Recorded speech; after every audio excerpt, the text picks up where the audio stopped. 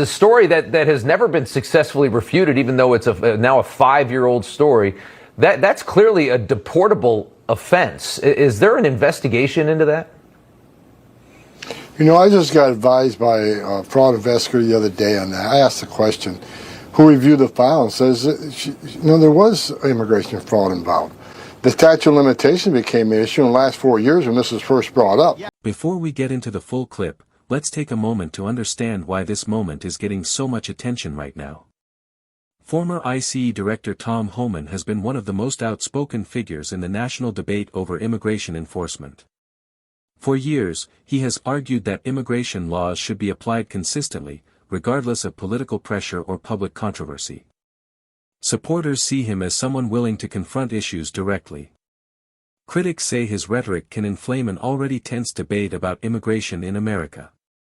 But what made this particular exchange stand out was the claim that investigators had already reviewed certain immigration files connected to long-standing allegations involving Representative Ilhan Omar.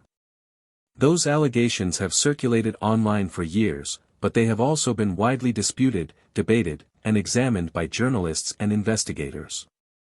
The issue of immigration documentation, visa processing, and fraud investigations is complex, and in many cases, determining what actually happened requires reviewing official records, timelines, and legal standards. So when Homan said on television that a fraud investigator had reviewed the files and believed immigration fraud may have occurred, that statement immediately caught people's attention. Because in Washington, when someone with experience in federal enforcement says they are reviewing records again, that usually signals that the issue hasn't completely disappeared. At the same time, it's important to understand that allegations alone do not equal proof. Immigration investigations often involve reviewing decades of documents, family relationships, visa records, and statements provided during immigration processing. That process can take years. So what we're looking at here is not just a political clash.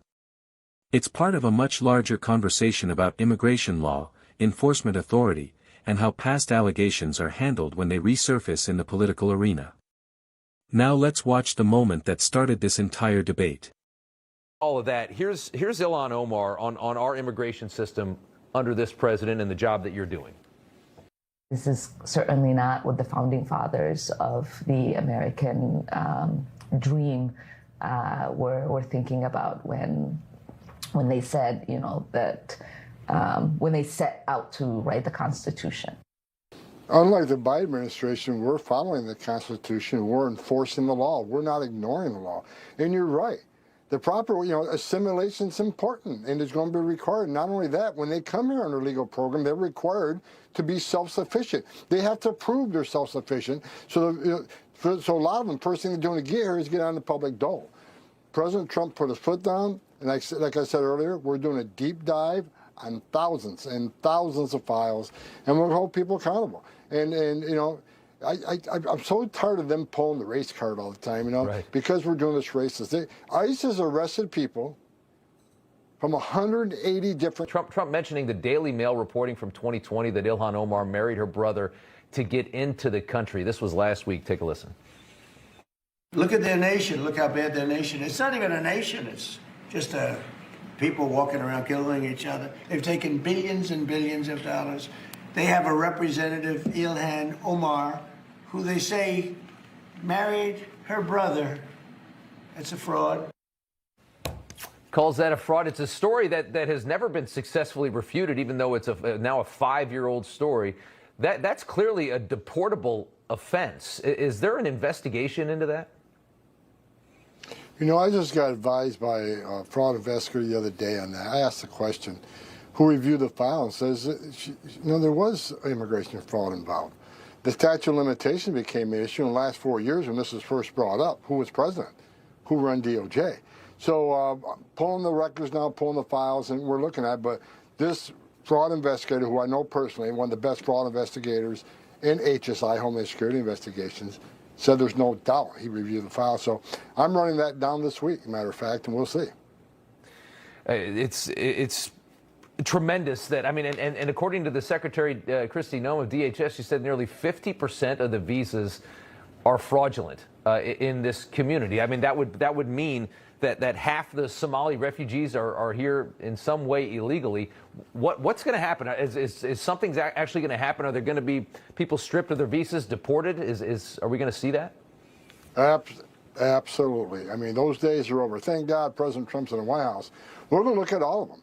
I mean, we're going to look at those here illegally, of course. We're going to look at those here under a visa or some sort of, immigration process that are criminals. We're going to look at the national security threats. But those who came through a process that weren't properly vetted, who didn't provide documentation, who slipped through the Biden's weak processes on, giving visas and temporary, whether student visas or visitors visas or whatever. We're going the whole gamut. President Trump has instructed us go down and we're going to deep dive all of this. And we're going to hold people accountable. So yes, there are going to be multiple deportations coming. Absolutely. There's so many claims of a racist element to this story, and when we're talking about a certain subsection of refugees into this country, but it bears reminding to people that it wasn't very long ago at all that Americans expected that people that came to our country would contribute to the cause, would assimilate to our culture and to who we are. And we're just not seeing that at all in this community. We're seeing a community that's largely hostile to our culture, wants to bring in an Islamic culture into our nation, while doing so and staying vastly on the dole, on some kind of assistance, taking more than they contribute. Now pause for a second and think about what just happened in that exchange.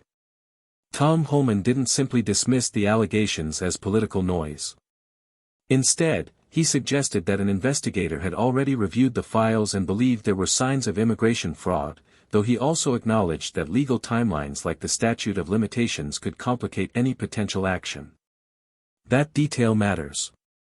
Because immigration fraud cases are often constrained by very specific legal deadlines. If investigators believe something illegal occurred but the statute of limitations has expired, prosecutors may not be able to pursue charges even if the allegations were credible. That's a reality of the legal system in many types of cases, not just immigration matters.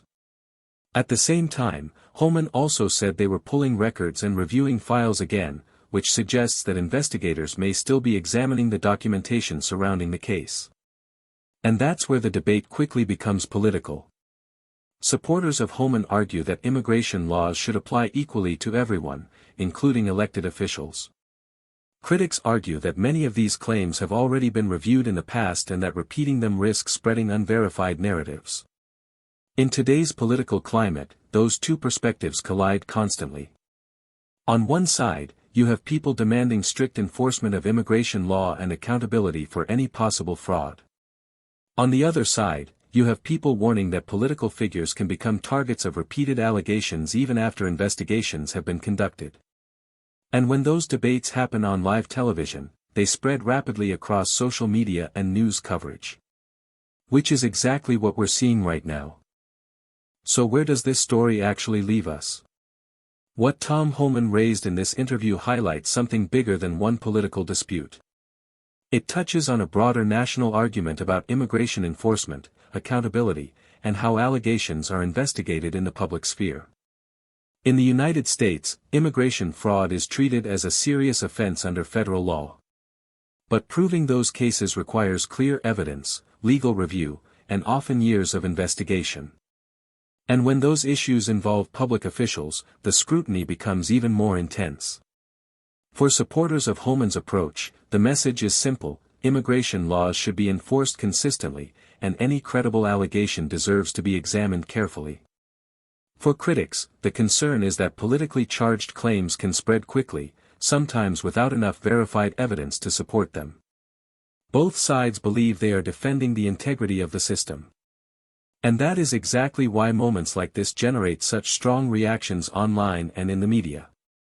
What we saw in this interview wasn't just a political soundbite. It was another chapter in the ongoing national conversation about immigration policy, enforcement, and accountability. But now the bigger question becomes yours. What do you think? Do you believe investigators should reopen cases whenever new information or claims surface? Or do you think repeated allegations about public officials risk turning legal debates into political battles? Let us know your perspective in the comments below.